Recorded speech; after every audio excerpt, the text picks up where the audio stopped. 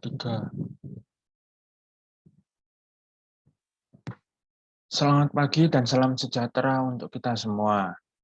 Pada pagi hari ini, kami dari kelompok 5 ingin mempresentasikan hasil studi kasus kami tentang bentuk korupsi suap menyuap dalam kasus suap perusahaan Siemens Agglesharp. Pertama-tama, sebelum kami memulai presentasi pada pagi hari ini, kami ingin mengucapkan syukur kepada Tuhan Yang Maha Esa dan juga rasa terima kasih kepada para penonton di rumah yang sudah menyediakan waktu dan perhatiannya. Terima kasih.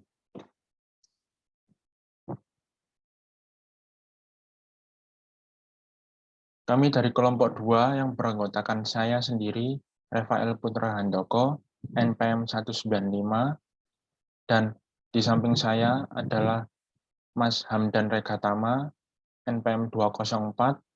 Di samping saya lagi ada Mas Seno Satria Utomo, NPM 271, dan di samping saya ada Mas Vandra Renanda Zulfian, NPM 397.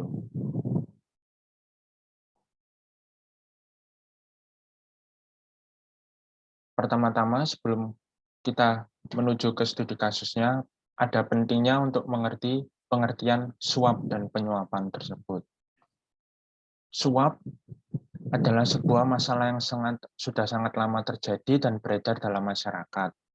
Pada umumnya, suap diberikan kepada orang yang memiliki pengaruh besar, contohnya pejabat.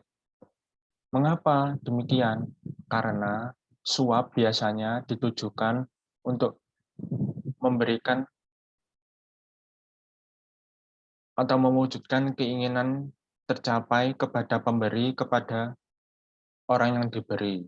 Nah, untuk keinginan tersebut supaya dapat tercapai, dibutuhkan sebuah kuasa yang besar, dan kuasa tersebut biasanya dipegang oleh pejabat-pejabat.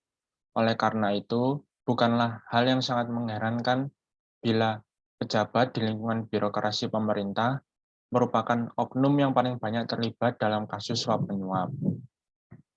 Tindakan penyuapan adalah tindakan memberikan uang, barang, atau bentuk lain yang dilakukan dengan tujuan untuk mengubah sikap penerima atau kepentingan atau minat si pemberi atas dan penyebab-penyebab dari kegiatan-kegiatan suap menyuap itu ada beberapa, yaitu antara lain adalah pertama, kurang dijunjungnya nilai integritas dan kejujuran.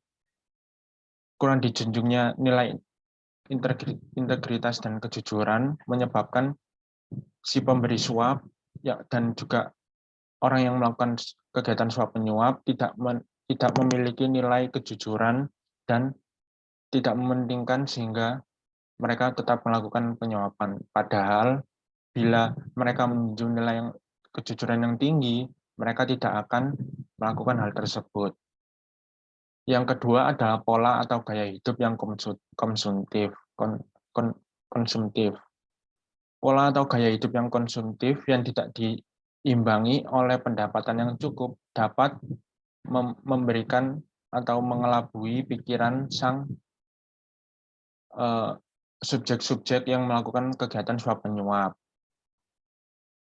Dan juga ada lemahnya penegakan hukum. Lemahnya penegakan hukum menyebabkan terdapat kemudahan bagi para subjek-subjek tersebut yang melakukan penyuapan dalam melakukan penyuapan yang terus-menerus tanpa memiliki rasa takut. Selanjutnya akan dilanjutkan oleh teman saya.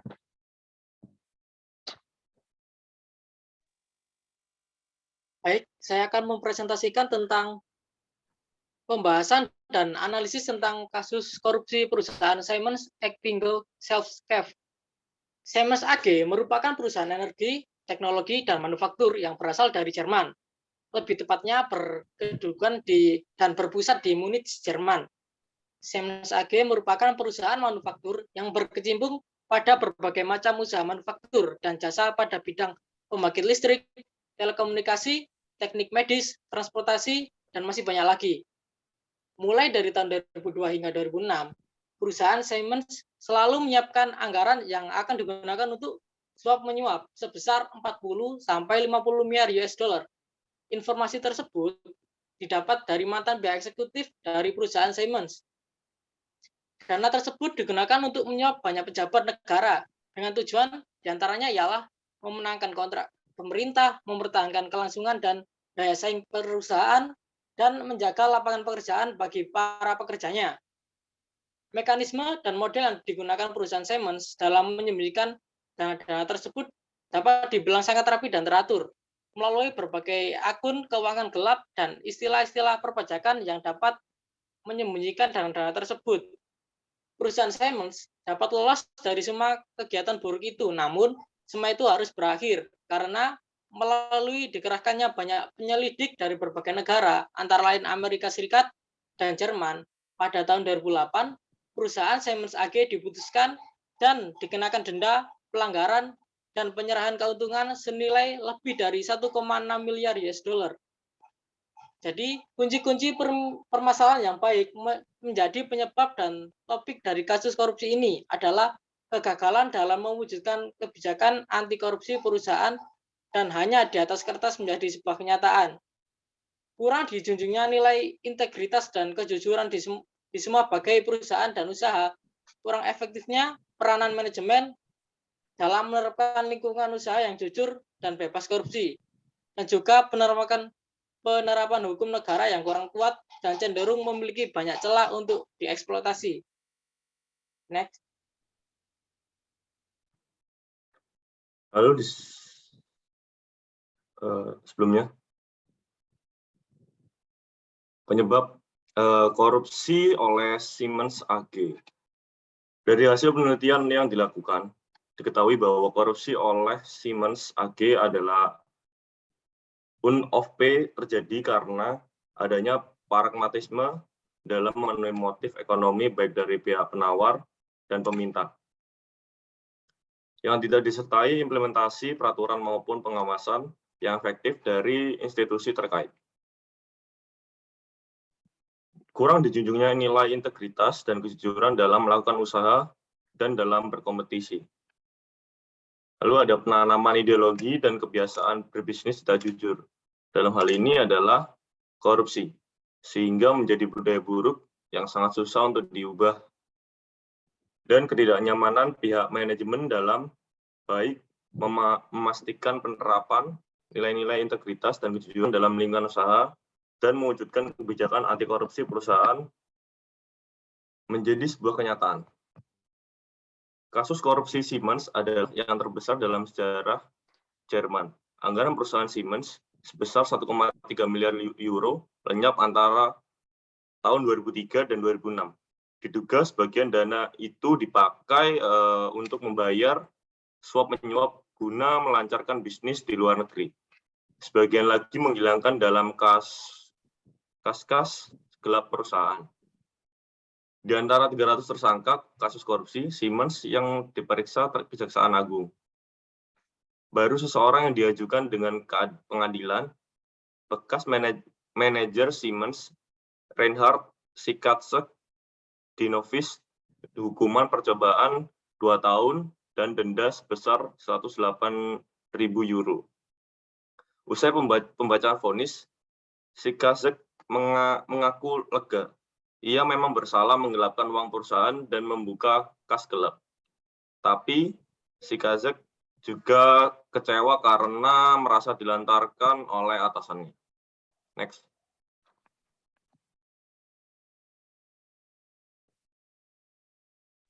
Selanjutnya adalah dampak korupsi oleh Siemens AG. Melalui penelitian, kami juga berhasil menemukan berbagai dampak yang tercipta dari kasus dan fenomena ini. Yang pertama, hilangnya kepercayaan publik akan pemerintah. Sebab korupsi termasuk tindakan yang jahat. Yang kedua, terciptanya lingkungan pasar persaingan antar usaha yang tidak jujur. Sebagai akibat dari banyak perusahaan yang ingin membalaskan denda melalui korupsi karena telah merasa dicurangi oleh satu atau banyak pihak. Yang ketiga, rakyat sipil harus membayar biaya atau pajak yang lebih besar atas berbagai kebutuhan dasar sebagai akibat dari pemanfaatan anggaran untuk keuntungan sendiri atau pihak sendiri. Next. Kesimpulan. Kesimpulannya adalah seluruh aspek bisnis dan organisasi Siemens telah gagal dalam menerapkan dan membuat kebijakan anti korupsi yang telah perusahaan buat dan tetapkan, dan kurang dijunjungnya nilai integritas, kejujuran, dan harga diri dalam berbisnis dan berkompetisi, dan lemahnya hukum yang mengikat dan memaksa pelaku bisnis dalam bertanggung jawab untuk membuat lingkungan bisnis yang jujur dan bersih, merupakan beberapa kunci permasalahan yang dapat kelompok dua temukan dalam menganalisa dan mengidentifikasi studi kasus ini. Baik, sekian presentasi dari kelompok kami. Kasus korupsi Siemens ini merupakan sebuah sejarah yang kelam. Namun, besar harapan kami dari kelompok 2 bahwa manusia dapat belajar dari kasus ini dan mengerti kelemahan dan berupaya untuk mempelajari dan menyelesaikan dan menghadapi kelemahan tersebut dan mengubah kelemahan tersebut menjadi kekuatan. Dan pada akhirnya, besar harapan kami kelompok 2 bahwa kasus korupsi tidak akan terjadi lagi dan dalam waktu yang lama atau cepat dapat semakin turun intensitasnya dan semua anggaran pemerintah dan uang yang ada di masyarakat dapat ditujukan kepada pemajuan dan kemakmuran rakyat. Kami mengucapkan mohon maaf bila ada salah kata dan kekurangan. Kami ucapkan terima kasih kepada penonton dan Ibu Mentari selaku dosen pembimbing kami dalam mata kuliah etika bisnis ini. Terima kasih dan selamat jumpa.